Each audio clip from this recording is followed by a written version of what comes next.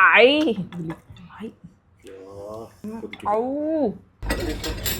Soup കുടിക്കാൻ പോകണം നമ്മള്. ഒരു ആക്രാന്തം ഇത് കണ്ടാൽ, അതായത് ഈ റൊട്ടിയിൽ നിന്ന് ഒരു കഷ്ണം എടുക്കുക, കണ്ടു പഠിച്ചോട്ടാ. എന്നിട്ട് ഇതാ ഈ സൂപ്പിൽ ഇങ്ങനെ മുക്കിയിട്ട്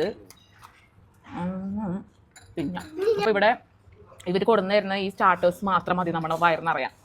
പക്ഷെ അത് പറ്റില്ലല്ലോ, നമ്മൾ ബാക്കി ഓർഡർ ചെയ്താലല്ലേ ഇത് കിട്ടുള്ളൂ. ആണ് കുറെ സാലഡ്സ് ഉണ്ടാവും, പിക്കിൾസ് തന്നെ 2 ഐറ്റം ഉണ്ട്. പിന്നെ ഇത് ബ്രിഞ്ചാളിന്റെ സംഭവം തോന്നുന്നുണ്ട്. പുളിയാണ് നല്ല ടേസ്റ്റ്. നല്ല മട്ടന്റെ കിൾക്കിൾ എന്നിട്ട് വരുന്നതാ. ഇതിന് ഇങ്ങനെ ഒരു പീസ് എടുക്കുക. ഇത് നല്ല ചൂടാണ് കേട്ടോ. ഒരു പീസും ഈ റൈസ് ഒരു സ്പെഷ്യൽ ഫ്ലേവറാണ് ഈ റൈസിന്. അത് ഇങ്ങനെ ആക്കി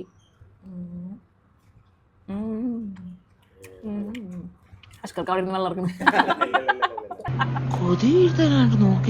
ഇവരെ ഗ്രിൽ ചിക്കൻ. ഇത് നമ്മൾ ആദ്യമായിട്ട് ട്രൈ ചെയ്യണം. മറ്റേ നമ്മൾ ഇടയ്ക്കിടയ്ക്ക് ഒന്ന് ട്രൈ ചെയ്യാറുള്ളതാണ്. ഇത് നമ്മൾ ആദ്യമായിട്ട് ട്രൈ ചെയ്യുന്നത്. ഇതെന്താ അവസ്ഥ എന്നറിയില്ല. എന്തായാലും നോക്കാം. റൈസ് നമുക്ക് വേണ്ട, അൺഹെൽത്തി. ഇത് ചിക്കൻ്റെ ലെഗ് പീസ് എടുക്കാം. അപ്പോൾ ഇത് ചിക്കൻ്റെ പീസ് നമുക്ക് ഈ ഇതിൽ മുക്കി നോക്കാം. ഇതൊരു പുളിയുള്ള സാധനമാണ്. ഇതിൽ മുക്കി ഹമ്മൂസിലും കൂടെ മുക്കിയിട്ട് പുള്ളി സാധനം ഒരു രസമുള്ളത്.